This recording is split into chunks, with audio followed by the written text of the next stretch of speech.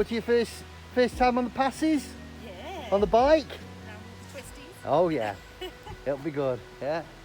Obviously, base for last night was here.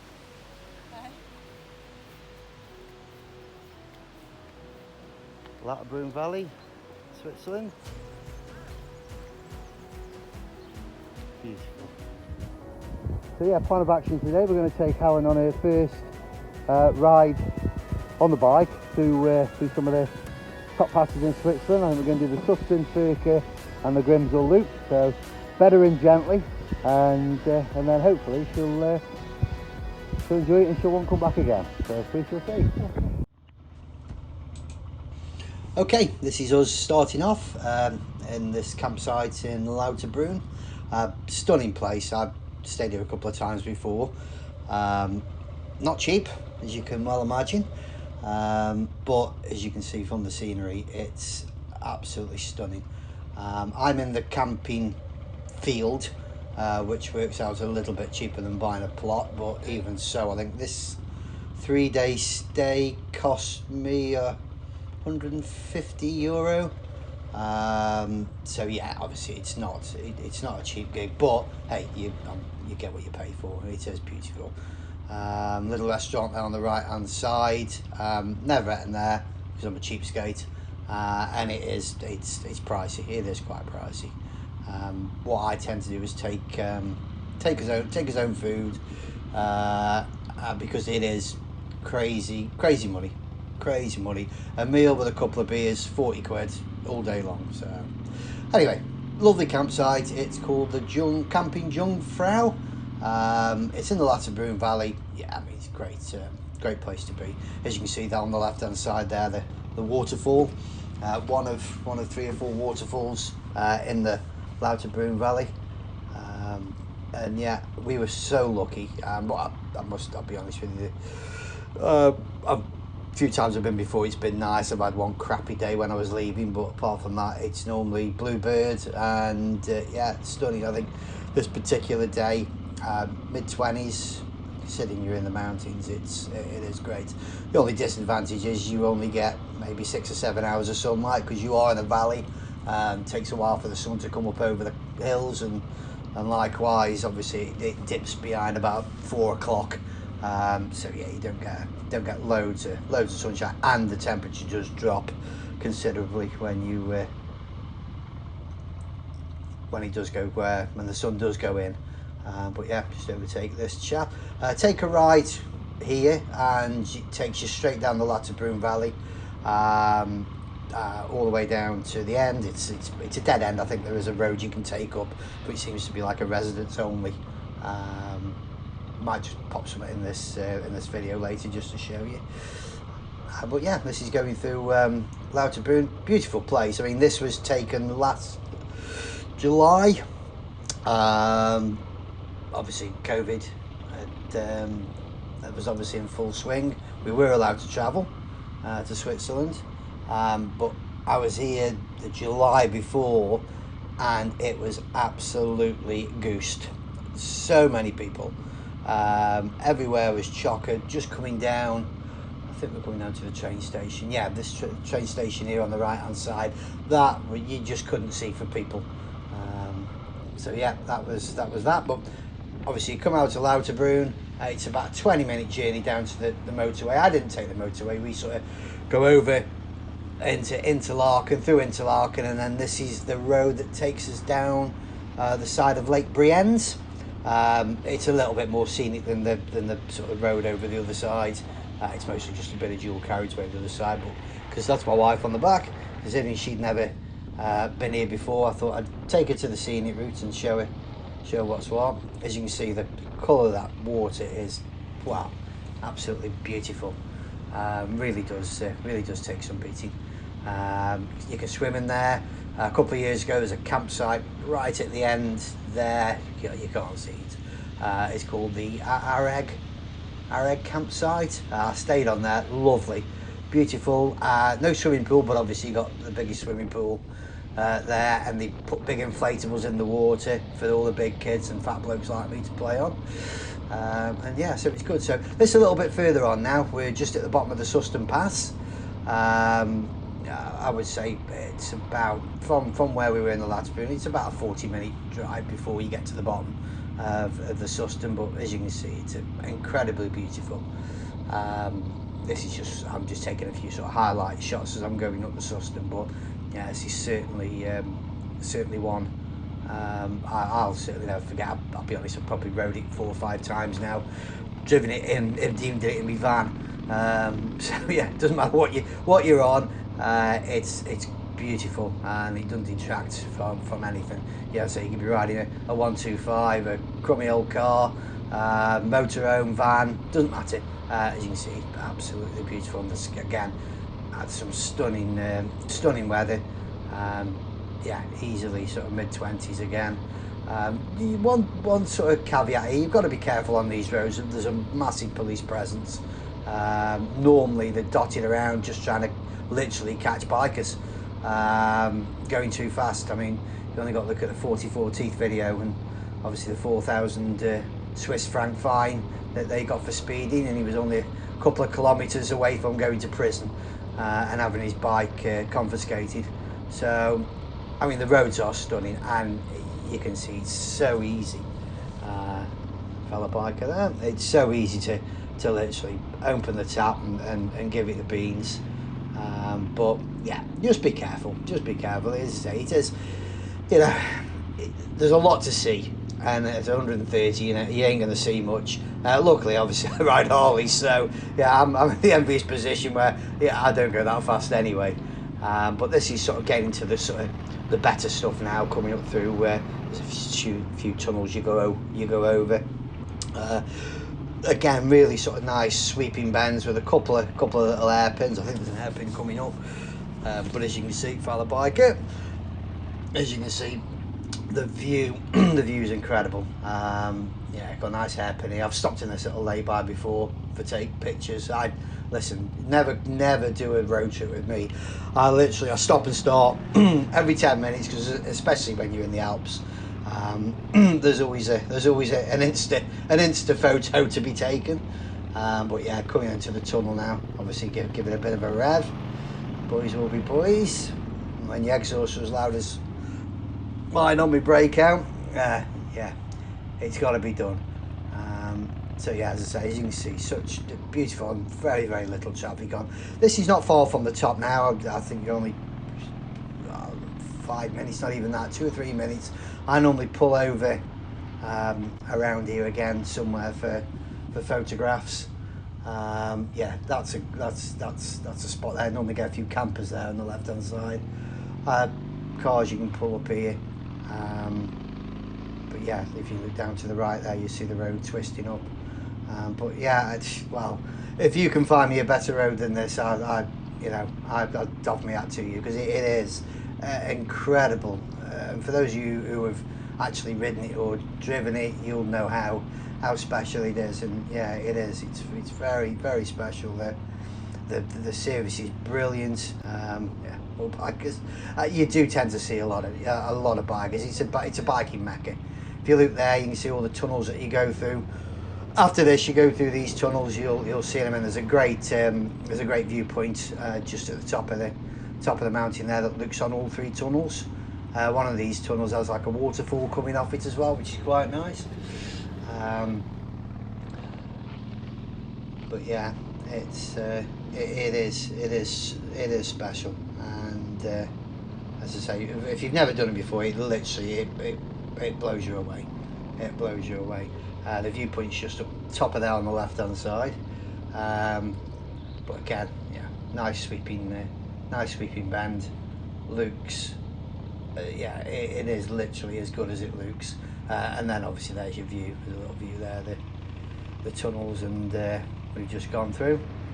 A few more there. But yeah, I mean, you can do these on any bike. I mean, obviously my Breakout, it's basically a bloody custom cruiser. I've got a 360 mil tyre on the back of it. My wife's on the back of it. We've got a little bit of luggage on the back, only just a day bag with a few bits in. But you can see, obviously, it goes around here, and later on you'll see on the Grimsel and on the Furka on the reel sort of tight stuff. I'm saying tight stuff. They ain't tight. I mean, the worst, the tightest I've ever ridden is things like the St Gothard and the east side of the Stelvio, where they are proper switchbacks. But most of these roads in Switzerland are just like this, sweeping, long. You know, if you want to get your foot down, you can. But yeah, it is incredible, as you can see. I mean, 40 kilometers an hour, what's that, 30 mile an hour. And trust me, the old biller here, they're always hanging around. They've got the machines out, literally waiting for you. I think they see every British biker as a cash cow. Yeah, because you hear so many guys who come over and and just let it go. And yeah, it is. Yeah, it's easy money for them. Back into the nationals. I don't know what the national speed limit is on here. Again, I take it easy. Don't get me wrong, up here I like to sort of open the throttle up a little bit, but as you can see, bikers so friendly. You know, I've made some great friends actually, meeting people on the mountain, on the roads. I mean, I stayed with he's now a mate of mine. I stayed with him. I met him at the top of the Furka Pass, just chit-chatting a few years ago, and I ended up going visiting him and had a night with him. Then he came with me to Morzine. I go for the Harley days, and stayed with me. Met his family. English guy, married to a Swiss girl, but yeah, lovely. So it's a different world out here. This is the viewpoint I was talking about. I always pull in here, take a photograph, because as you can see, it's incredible. It's beautiful, and with a bike, obviously, you just watch you don't go over the edge, of course.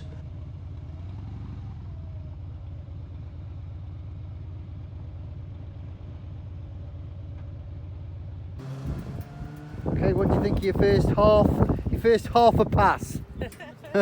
Not quite to the top yet. What do you think? It's awesome. Okay. The pictures you've seen amazing. don't do nothing, do they? No. Yeah. What are the twisties like? Very twisty. Here we go.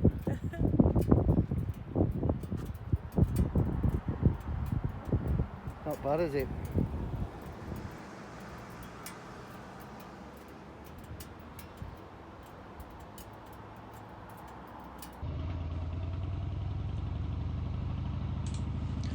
Okay, we just come through the tunnel. I've got a video somewhere in my collection. All it is, you get to the top of the Susten Pass, there's sort of like a car park on the left, and there's a sort of little restaurant-y thing on the right hand side that you walk up to. £5 for a small bottle of Coke, 3-4 quid for a Mars bar. Yeah, you get the picture. You know, it ain't cheap. So yeah, you come through about a 200-metre tunnel at the top of the Susten, and it brings you out onto this, and as you can see, quite breathtaking. I have actually got a little video on my YouTube channel of me chasing down a load of sports cars from the top. Not on my Breakout, I was on my Road King, which was good fun. Ferraris, Porsches, Lamborghinis, yeah, overtook them all. So yeah, you don't need a sports bike to challenge supercars. Yeah, you just need the balls to overtake them and do it. But as you can see here now, just pointing to my wife, get the video down there, it's bloody lovely. And it is. So the beauty is the road surface is so, Swiss side especially. I mean, Swiss, yeah, the road surface is normally stunning.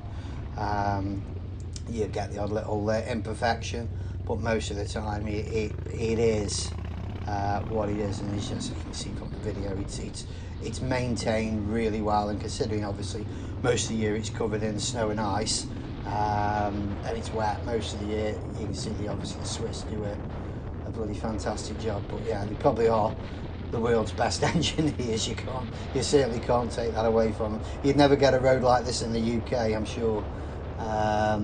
So yeah, it is something special. You do get stuck behind the odd few cars. I was just chilling here because the missus was on the back, Just taking a few videos. I think I've sort of lost my patience in the end and overtook him.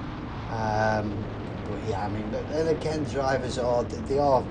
I don't know. They've got a different mentality. I think you know, you're on the road with them. They see you coming up. Normally, they'll slow down, pull over.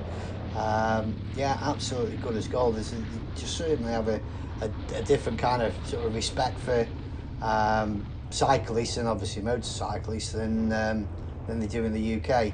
As I say, on a push bike, you know, as I say, you're never in any chance, I don't think, of getting hit.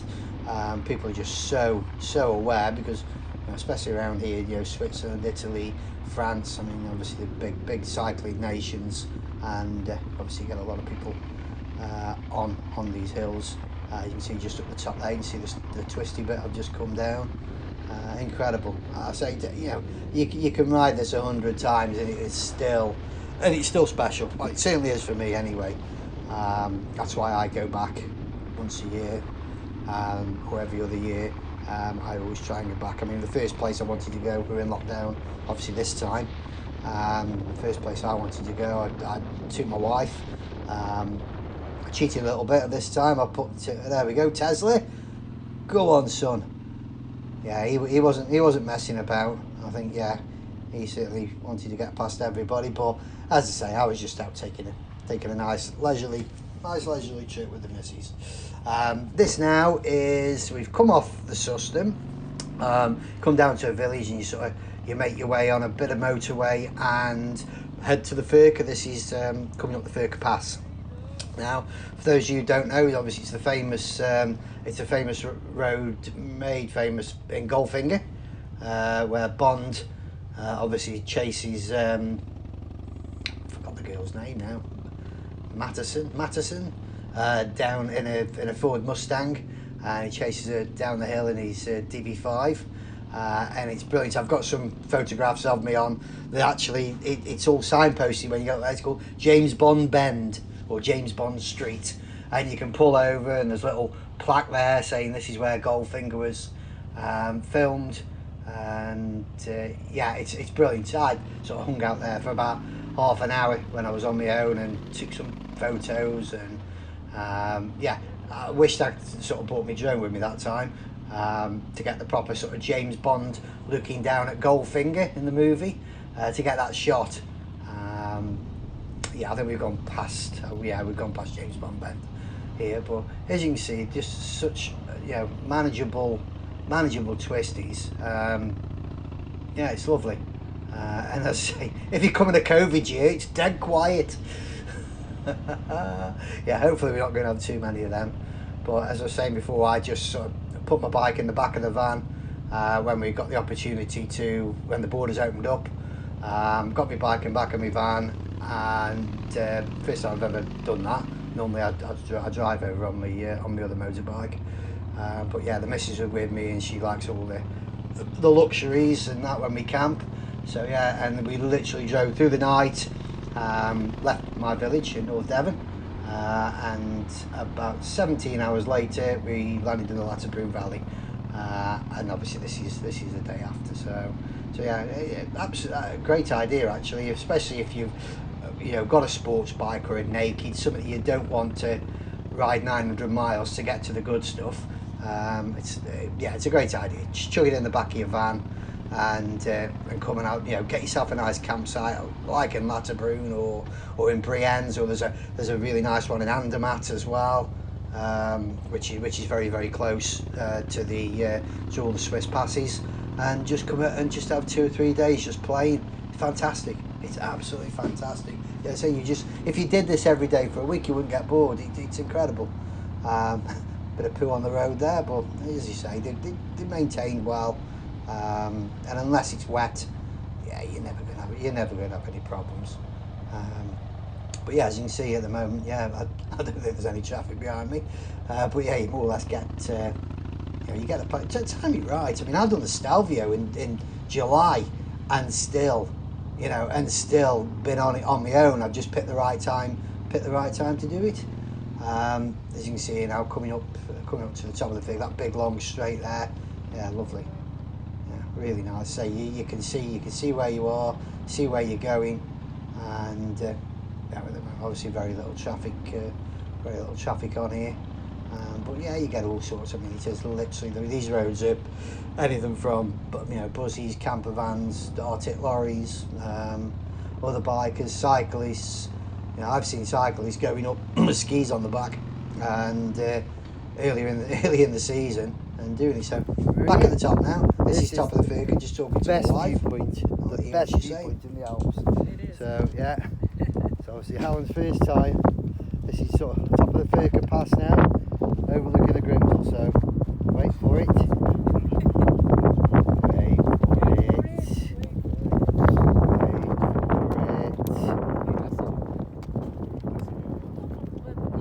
There he is. Right, zoom in a bit. That's the Grimsel Pass, which we're going up in a minute.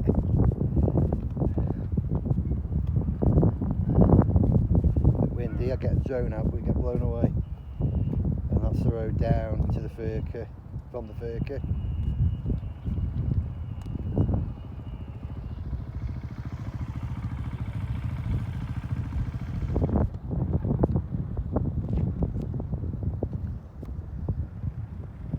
There we go. Onwards and upwards. Okay, that was top of the Furka. It's quite a famous sort of viewpoint. Lots of Insta photographs taken up there. I've seen loads. There's even, they put this last year, they actually, by the looks like, they put a new sign up. I might try and slot the photograph in somewhere, where you can stand in between the sign. It's got the Furka Pass on, and you got the Grimsel in the distance, and it makes a really good photograph. So yeah, this is now obviously making his way down the Furka to join the Grimsel. Yeah, again, views are fantastic. Don't ask me what the mountains are there. I haven't got a clue. But yeah, you'll see this one again. Yeah, well looked after. This time, very little traffic. But I reckon I've rode this 3 or 4 times, and there's never been masses on here of traffic. You can take your time. You can overtake cars. Everything's pretty cool. Yeah. Nothing to fear with any of these passes. You've literally got nothing to fear. They are they're so easy to ride. As I say, if I can do it on a massive big Harley cruiser, yeah, anyone can. But trust me, I ain't an accomplished rider by any stretch of the imagination. I passed my test about 5 years ago. Bought my Harley before I even passed my test, because it's the bike I wanted. Sat in the garage, I passed my test, and I think within about 2 weeks of me passing my test, I got on my bike and I rode with my wife on the back and about 100 kilo of crap, and rode all the way down to Saint-Tropez for a Harley festival. So, as I say, I ain't a competent rider at all. I mean, God, I never trust myself on a sports bike. I'd literally kill myself. But yeah, as you can see, it's all pretty easy to handle. Don't know why I'm pulling over here. Probably another photo opportunity. But as you can see, it is quite beautiful. I'm sure that right in front must have been an old glacier at one time. It's sort of got that shape to it. But yeah, oh, there we go. That's overlooking the Grimsel. That's what we're going to go up. Oh, there we go. Give it a thumbs up. Come on, love. Thumbs up. Lovely. Yeah, she loved it. Absolutely loved it. She doesn't do many trips with me, but yeah, this one was a special one for her, and for me too as well. Great to have her with me doing this. We've done a Euro tour in his car before, up the mountains, which was cool. But yeah, got nothing beats the back of a bike. It really doesn't. Some more brothers there. This is the famous old hotel in Goldfinger. You'll see this road is it's like a dirt track, and you see Goldfinger coming up it in his Rolls Royce, and in the background is this hotel. I'm pretty sure it's closed down. There's nothing. I don't think there's anything going on there now. Little visitor centre there on the right hand side. A lot of people stop there for a drink and that. I don't really bother. I just crack on. Plenty of riding. I'd rather be riding than sort of sitting having cups of tea and coffee and coke and things like that. Yeah, there's you could, as I say, there's thousands of miles of good roads to have. Yeah, this is now working its way down. It's still on the Furka, still working its way down to towards the Grimsel. So beautiful. That's as tight as they get. That is literally as tight as they get on these. I'm just trying to rack my brains to think if there's anything any tighter. A couple of little hairpins going up the Grimsel. You'll see them in again when we get up there. But again, nothing that's challenging. I mean, all the times I've been there, I've never seen a bike fall off or come off or do anything. So I've seen it on the Stelvio a few times, but yeah, nothing on these ones. But yeah, an incredible bit of engineering. Look at those bridges there. You know, you just think what went into building this road is it's mind blowing. It is mind blowing. That road you can just see there quickly on the right hand side. That's really nice. You get some nice shots of the Grimsel as you're going down there. I've got some good shots of me and my wife with me GoPro arm out, and you know, reverse shot of us on the bike with the Grimsel in the distance. It looks really cool. It does look really cool. In fact, I think it was just a grab shot off my GoPro footage, but yeah, tidied it up a bit, and it does actually look a really cool shot. But yeah, say moving down now. That's the Grimsel again, right in the distance there. You can see there's nothing too major. But again, if you follow Insta and you go on YouTube and there's lots of videos. In fact, there's hundreds of videos of people doing these runs. I just wanted to try something a bit different with a bit of commentary. Hopefully I'm not boring the life out of you, but yeah, it just certainly gives you an idea of what it's like. Look at that on the left there. That looks I say, just blows you away. Quite a few people stop down here on this bridge. See them pull over. There's a little car park there. A little play in the ice cold water. I certainly wouldn't. This is the road I was on about, where you come down and you've got the Grimsel in front. Yeah, I'm going nice and slow down here, just taking my time. Again, it's yeah, bikers playground, so you know, there's always a few people on there. Zooming past, you get the crazy Italians who come over, because obviously we're not too far away from the Italian border, so you get them coming over to have a play. But as you can see coming down, that just looks incredible. It does look incredible, and yeah, you're certainly salivating as you're heading towards it. But further on, once you get to the bottom, there's like a little, it's a village. You can just see it there on the right hand side, just a few buildings, and I think there's a couple of restaurants there and that. But rather than taking the right and going up the Grimsel, a couple of cyclists in front here pulling over. Hold on, boys. Yeah, better men than me cycling up and down these hills. As I was saying, get to the bottom here and you've got sort of like a few little sort of hotels and restaurants. Take a right, takes you up to the Grimsel, but if you carry on, takes you down and ultimately takes you to the Susten Pass, which I don't think I've got any video on that. I've done it before, and that's incredible. It's an incredible pass, and at the top is stunning. You get a view of all the mountains. It's beautiful. There's a big lake up there. Yeah, it does. It looks really good.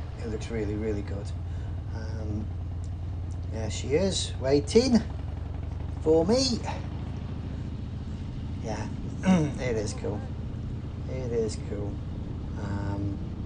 There we go. So we've got to the bottom, and now I'm on my way up.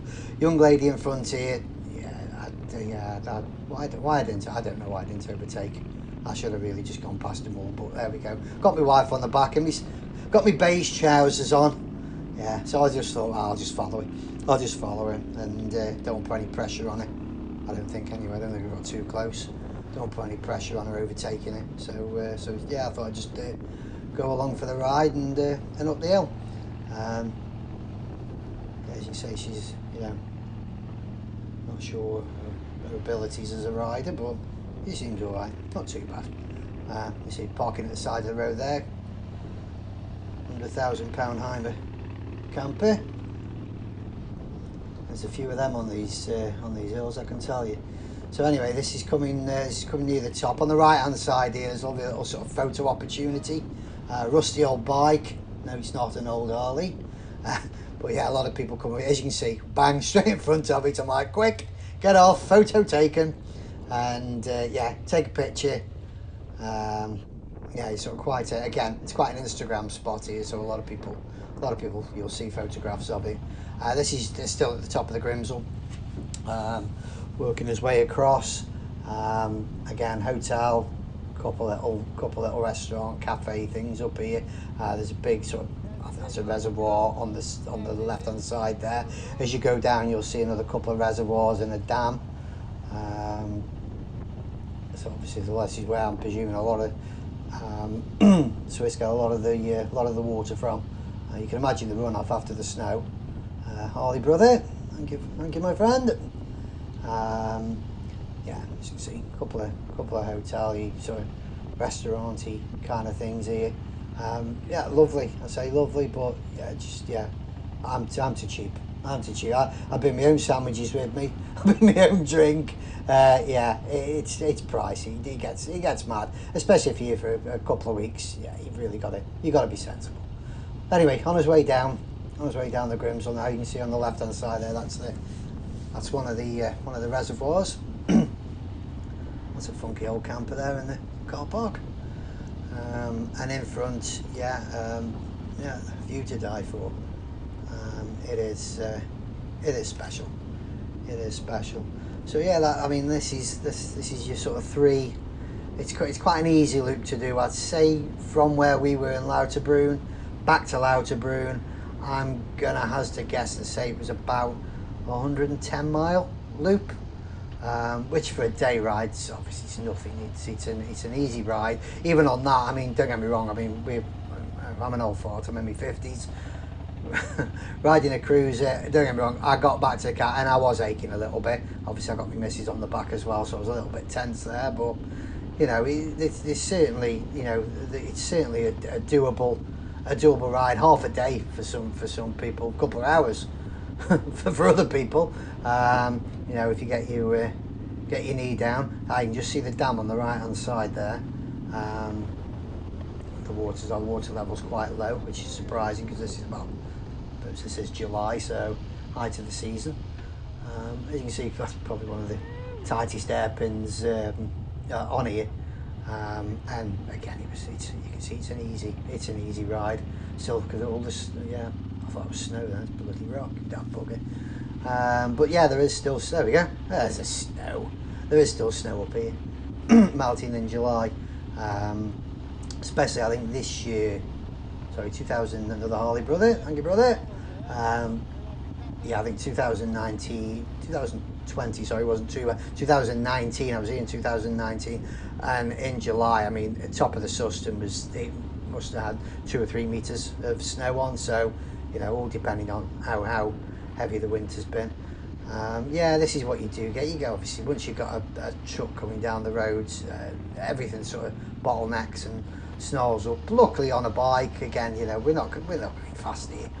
We're not going fast. I'm pretty much taking my time. I think I'm riding reasonably responsible, considering the bike I'm on, and obviously the precious cargo I've got on the back. The GS boys. Yeah, obviously, the one thing you will notice when you come to the Alps is that 90% of the bikes on there are normally GSs, which I'm not knocking. Yeah, incredible bit of machinery. Not for me yet, but you never know. You never know when I get old. But yeah, I'd say this is just one of the few tunnels now coming down the Grimsel. I can tell I'm getting impatient now.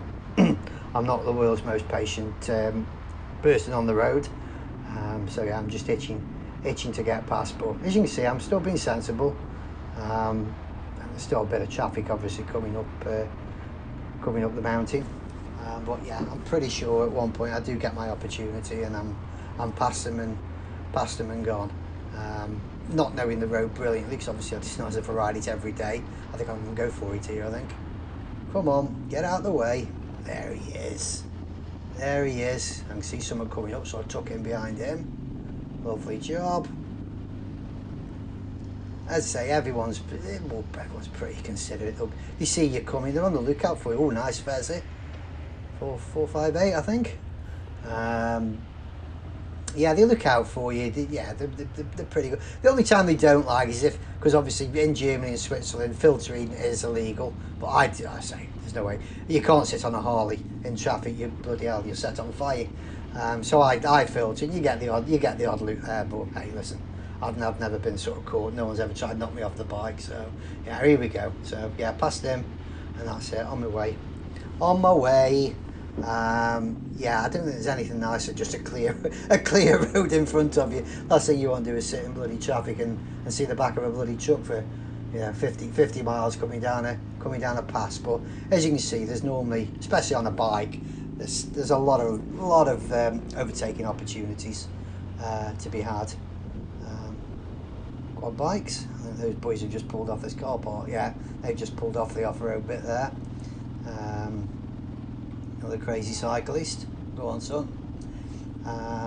So yeah, this is now just we're making our way back to the Lauterbrunnen. It's quite funny. Yeah, we come down here and this is now getting. I think I go back on the motorway if I'm not mistaken. But we've gone past the turning for the Susten. So that's how much of a loop it is. You'll come down the Grimsel and you'll come down to the bottom and you'll see the turning that you took to get onto the Susten Pass. So you've literally done a big loop. This is just now getting back onto the motorway, and now I think I've come down the dual carriageway. Yeah, this is coming into not far from Lauterbrunnen. So I've took the turning off the dual carriageway onto the Lauterbrunnen. This is definitely Lauterbrunnen. You can see it right in front there, the snow. Nice little straight bit, but again, it's nice, lovely road, beautiful road to sort of cruise on. Take your time. Nationals. Again, I'm going to have to find out what the national speed limit is. I think it's about, I don't know, 100 kilometres, 120 kilometres. I don't think it's going to be any more than that on a single carriageway. Everybody knows the Swiss just don't, they just don't like speed. So obviously there's no motorsport in Switzerland. That was banned after the big crash at Le Mans years and years ago, back in the 50s. I've just gone past the turning there for Grimsel Pass, which is beautiful. We took a ride up there before. In fact, I think we actually took a ride up there the next day and went up the first mountain. Fabulous. Expensive, €65 to get up on the cable car each. But when you get up there, it's beautiful. So yeah, the first mountain, stunning. That's the famous waterfall that we are camped right underneath. Our campsite is literally right underneath that waterfall. So yeah, it's incredible. It is incredible. My one advice, if you're going to come here, if you've got plenty of money, knock yourself out, go mad, do everything you can, eat in all the restaurants, drink all the bit. That's brilliant. I like to budget on my holidays, and listen, I'm not tired by any. Perhaps I am tired by any stretch, but when it's big money. So what we tend to do, and I tend to do when I come on my bike, when I'm on my own, I do ready meals, or I'll call in the supermarket and buy some food and just cook it at camp. Maybe buy a few bottles of beer, again, drink it in camp. This time we're here, a couple of young Belgian lads, and they came over because they hadn't got a corkscrew, so I opened a bottle of wine for them. Anyway, they generously come over and give me four cans of Stally. So yeah, and you'll always find somebody on the camps. Everyone's just everyone's just so friendly. Yeah, can't knock it. If it's pissing down with rain, maybe a little bit different. But when it's like this, it's that waterfall there, look at that. When it's like this, it's incredible. You sit outside, having a beer, cook yourself something to eat. Yeah, great. So we did 3 days here, and you can do it, and you can do it on a budget. You don't have to go mad. I'm sure, even though it's banned, I'm sure you can even come over, pull over somewhere and wild camp. Just put a tarp up against your bike, get off road somewhere and wild camp. It's something I've always wanted to do because I do enjoy a bit of wild camping on my bike. But obviously it's nice to get back, sit down, go and have a shower, wash my hair, trim my beard, but then come back, cook myself something to eat, have a few beers, watch something on my phone, you know, or do a video or do a bit of social media, I don't know. But yeah, this is coming into the camp. On the right side there, that's all your pitches. You've got your log cabins, Euro camp. We do a lot of Euro camps, and they've got about 8 or 9 chalets here that they rent out. That's another option. There's actually bunks in that building we've just gone past that you can go in, which is a reasonable price. If there's about 6 to 10 of you, there's like a bunkhouse you can rent out, £100 a night. So between 10 of you, it's nothing. And yeah, back into our little site there. Obviously that's my what is it now, Galaxy 310, about 5.5 kilo, stand up in it. Yeah, first time I've used it, and yeah, it was lovely, it was brilliant. So yeah, that was the loop. At this now, we sort of had something to eat quickly, and we decided to go and have a little ride down the Lauterbrunnen Valley. Again, done it a couple of times before, but obviously my wife hasn't. So yeah, we jumped on the bike and thought, yeah, let's go and I'll show her the sights, and let's go and have a little ride down here. It's one of them, on my other bike, on my Road King, I've got speakers, which I love them. When you're doing long distances, I don't care what anyone says, I love it. Play all me Blackberry Smoke, and I listen to absolutely anything. But this is one of them Matt Monro ones, Days Like These, and you can it's playing in my head now, you can hear it, and it's incredible. You got the mountain there, I think that's the Jungfrau Jock in front there on the left hand side. On the right hand side there is a cable car, takes you up to, it's called the Stilth Jock. It takes you up to where they filmed on Her Majesty's Secret Service, the one George Lazenby film. That's up the top of there, the very top. It was where Kojak's the guy Telly Savalas, where his lair was, and they filmed up there. So yeah, it's about 2 or 3 cable cars to get to the top, and it's 3,500 metres, so it's quite high up. Never looked at this campsite, never looked at any reviews or anything, but it looks sweet enough. Yeah, listen, it beats some of the places I've stayed on, and this is the end of the road. You come down here, and there's obviously a gate there saying no access. I think it's just literally the road does go on for quite some way. Listen, people live up there, they obviously don't want people driving up there, so I didn't. I'd always turn around and head back. So yeah, heading back, surprisingly. A little bit better shot there of the waterfall. I wish I knew the names of these places. I am rubbish. But if you do go, which I strongly suggest you do, you can do your own research and find out for yourself. But yeah, this must be getting on. This is 6 o'clock at night now. Obviously, it's still sort of quite light, but you can see the sun's obviously gone down over the top of the mountain, and the temperature just dropped. But it was still nice. It was still 18, 19 degrees. I think I did put my jacket on. Yeah, I can see that. Yeah, I put my jacket on because it was still a bit cold. It'd gone a bit cold. So yeah, this was heading back. So yeah, that's pretty much it. That was our day of doing the Swiss Loop. I hope you all enjoyed it. I know I certainly did. Hopefully won't be going back this year, but probably next year I'll go back, because how can you not want to go back? It is incredible. So yeah, I'll sign off now, and thanks for watching, and I'll catch up with you next time. Take care.